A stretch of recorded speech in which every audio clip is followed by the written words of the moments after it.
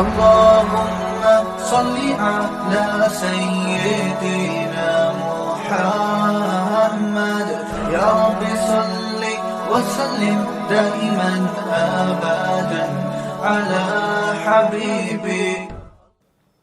سنت مؤکدہ کیا چھوڑنا گناہ ہے؟ فجر کی سنت مؤکدہ اور ظہر کی 4 رکعت سنت مؤکدہ اگر نہ پڑھیں تو کیا اس سے کچھ گناہ ملے گا؟ سرفراز انصاری، مہاراشٹر، انڈیا سے.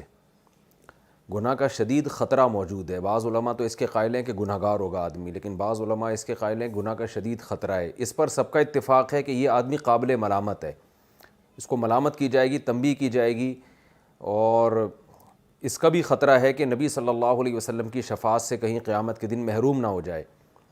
تو اس لیے سنت مؤکدہ کا اہتمام کرنا چاہیے. ہاں کبھی کبھار چھوٹ جائے تو حرج نہیں ہے، تو یا کوئی عذر ہو تو بھی حرج نہیں ہے، لیکن اس کا معمول بنا لینا یہ بہت غلط بات ہے. اس میں گناہ کا خطرہ موجود ہے، اور خاص طور پہ فجر کی 2 سنتوں کی تو بہت شدید تاکید ہے.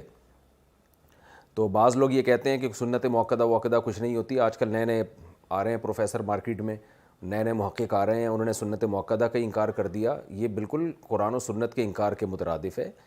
دیکھیے فجر کی نماز میں امام پر لازم ہے، سنت مؤکدہ ہے کہ طویل قرات کرے. اب اگر کوئی امام فجر کی نماز میں قل هو اللہ احد پڑھ لے، پہلی رکعت میں، دوسری رکعت میں، روزانہ پڑھتا رہے، تو کیا مقتدی برداشت کر لیں گے؟ بالکل نہیں کریں گے. مقتدی کہیں گے بھائی فجر کو طول دینا چاہیے، فجر کی نماز میں اور مغرب میں فرق ہونا چاہیے. حالانکہ فجر میں قل هو اللہ پڑھ لیں تو آپ نماز تو پھر بھی ادا ہو جائے گی، انا اعطینہ پڑھ لیں پھر بھی ادا ہو جائے گی، تو واجب تو نہیں ہے. لیکن قابل ملامت ہوگا امام، اس کو منع کیا جائے گا، اس کو روکا جائے گا کہ آپ پراپر قرات کریں، فجر میں طویل قرات کریں. تو اس سے پتہ چلتا ہے کہ ضروری ہونے کے لیے یہ لازم نہیں ہے کہ وہ واجب ہو. سنت مؤکدہ بھی ضروری ہوتی ہے، ہاں واجب سے اس کا درجہ کم ہوتا ہے.